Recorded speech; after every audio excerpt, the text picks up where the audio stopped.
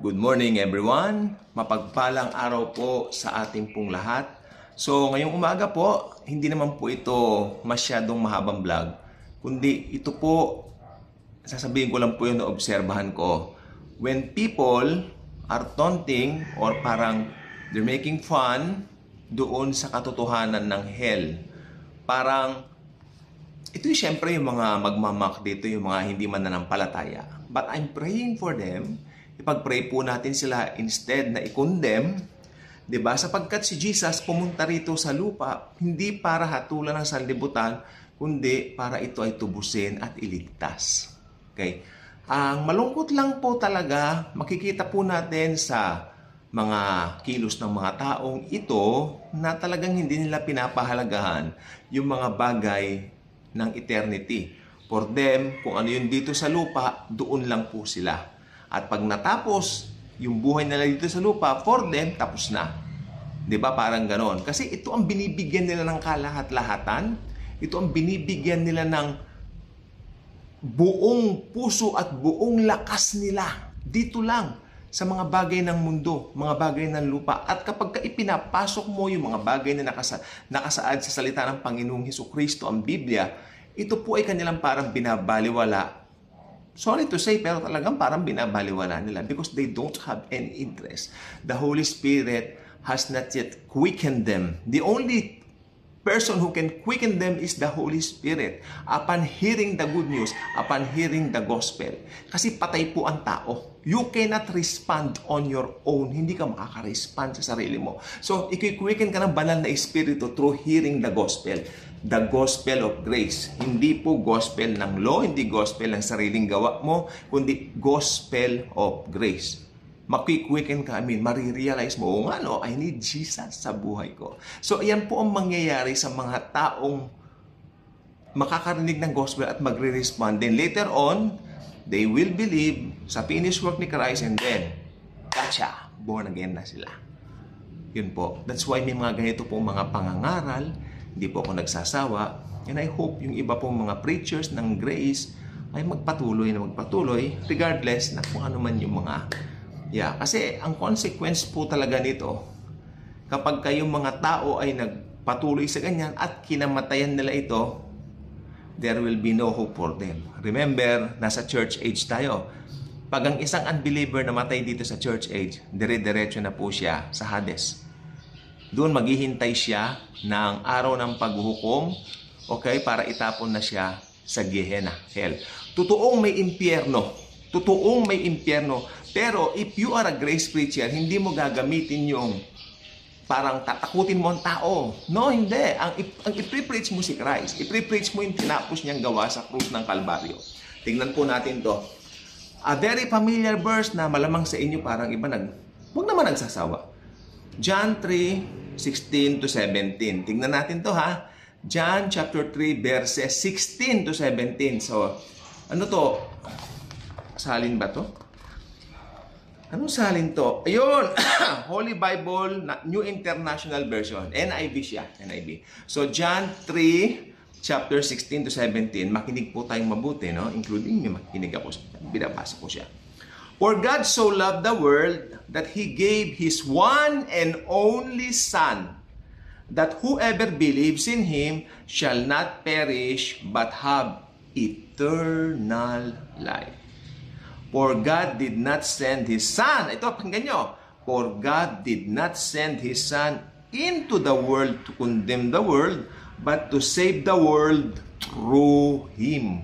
Sino itong Him na ito? Ang Panginoong Hesukristo po. Siya lang po. Only Jesus can save mankind. He is the only one qualified Savior to be the Savior of the world, to be the Savior of humanity. Whoever puts his faith sa kanyang finished work sa krus ng Kalbaryo, maliligtas po. Paniwalaan mo na matay siya sa cross. Yung tingnan yung salamin ko. Huli! You know. Cute naman ng app na ito. Sana ba tayo? Oh Lord, sana ba kami? Ayun, kung sino maniniwala dun sa kanyang finished work sa cross, ibig sabihin na matay siya sa cross. Ganito, tatayo ako.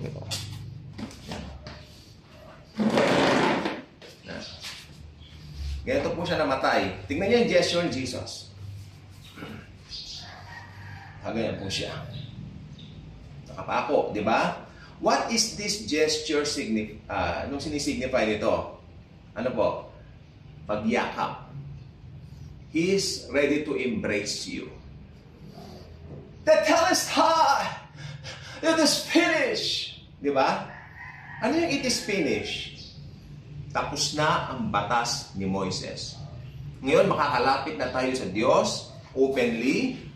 At si Jesus, hindi na siya nakapako sa cross. Hindi na po siya nakapako sa cross. Ganyan siya ngayon sa langit. Come on, my child. Up, up, up. Up. Up and away. Very happy ka magsasayo na tayo. Because of Jesus, we're so happy. Happy together. Diba? Hindi po boring ang maging Kristiyano. Ang boring yung kalbo. Ayan, tingnan nyo. Nakakabwisit nga lang minsan. Ay, nakakaasar. Ito ang pang-asar. Pero, may biyaya si Lord sa bawat pang-asar ni Satanas. Ang kanyang mga pangako sa Biblia. Yung mga taong parang, sa tingin mo, parang mahirap abutin ng gospel. Akala mo lang yun. Akala lang natin yun. Pero ang totoo, hindi pa kasi sila na-quicken ng Holy Spirit. Hindi pa sila nabubuksan ng banal na Espiritu Santo. Only Jesus can open a person's mind, heart. Wala tayong kakayanan. The only thing we can do is to share the word of the Lord Jesus Himself. Dahil ito, nandito na po lahat, pinagkaloob na po lahat, no, nandito na po lahat. Pero higit sa lahat, ano ba ang pinakapuso ng librong ito? Ha? Salvation. Iniimbitahan niya lahat, come on, come on. Hi, come on, come on. Come on. Receive my finished work sa cross. Namatay ako para sa inyo. Yan ang sabi ni Jesus. Come on. Pero sino ginagamit ngayon ni Jesus para makarating ang mensahe ng biyaya ng kanyang pagkamatay at muling pagkabuhay? Tayo.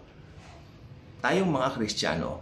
Dahil wala naman po ibang gagamitin ng Lord kundi mga anak po niya. At acidic kasi ako eh. So, ito pong gusto ko po sabihin po sa inyo, sa cross, tapos na po lahat.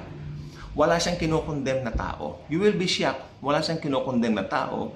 Hindi nagalit ang Diyos. Alam niyo po ba, the very first time na pinag-usapan namin ito sa Singapore, nagulat ako. May isang conference doon. Kasi pumunta kami kay Joseph Prince. Hindi namin siya na-meet, pero yung assistant niya na-meet namin. Pero may isang church kayong pinuntahan, binigyan diin ito, yung hindi na raw galit ang Diyos sa buong mundo. I was blown away. O nga no. Kasi dahil kay Jesus, hindi nagalit ang Diyos sa buong mundo. In fact, ini-invite niya yung mga tao to Himself to receive His finished work on the cross. Kaya madalas niyong maririnig kay Joseph Prince, kay Rene Roland, kay Buzz Reitgen yung finished work. It's very important, finished work. It's so sad. Many pastors nowadays, under the law pa rin, hindi wala man lang banggit ng finished work of Christ according to the Bible. Eh, kanino finished work ang gusto mong ipapatid, ipaano sa tao? Di ba? So, yun lang po. Totoo pong may impyerno, hell is real, pero hindi naman yan ang panakot natin. Hindi ko po pinapanakot yan. Ang tayong gusto ko sabihin, Jesus loves all people. Namatay siya para sa lahat ng tao. Tingnan yung kamay ko. May balbas. Bigo, Pero, hindi na po siya galit ngayon sapagkat lahat ngayon, ini-invite niya na tumanggap doon sa kanyang tinapos na gawa. This is the gospel. The gospel of grace has the power to save mankind. Ano yung gospel of grace na yan? Yung finished work ni Christ sa cross. It's very powerful. We need to share that dearly to all the people. Then, tayo magsayaw-sayaw. Because we are so happy, we are so joyful because of the Lord. Bye-bye. Jesus loves us.